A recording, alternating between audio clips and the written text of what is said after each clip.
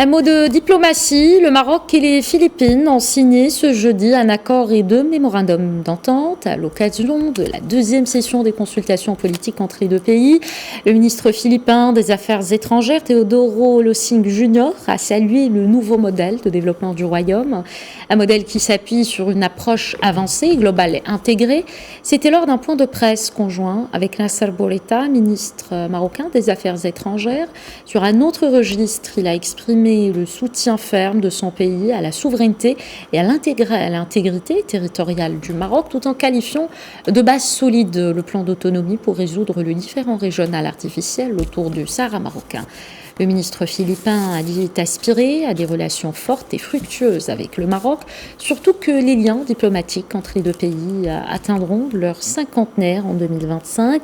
Par la suite, le chef de la diplomatie philippine et l'ambassadeur directeur général des relations bilatérales au ministère des Affaires étrangères, Fouad Diazour, ont inauguré l'ambassade des Philippines à Rabat. Écoutons les ministres des Affaires étrangères philippins et marocains. Relativement au sujet du Sahara marocain, nous sommes déterminés à défendre le principe de souveraineté et d'égalité des États inscrit dans la Charte des Nations Unies. Tous les États jouissent du droit à la souveraineté pleine et entière sur l'ensemble de leurs domaines de compétences. Tous les domaines de compétences, je le répète encore.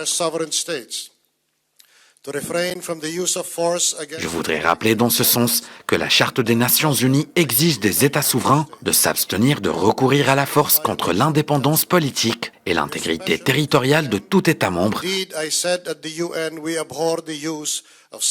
Aussi, nous condamnons et nous réprouvons le recours au séparatisme comme arme diplomatique. On s'est mis d'accord sur une tenue régulière et ordonnée de meetings de coopération bilatérale et de consultations politiques. Un premier meeting a eu lieu en ce début d'année, un autre est prévu pour la fin de l'année courante. Le but de ces réunions est d'unifier nos conceptions autour de sujets clés, régionaux et internationaux. On s'est aussi mis d'accord sur le renforcement de nos relations économiques, partant du fait que les deux pays pourraient s'entraider sur leurs continents respectifs.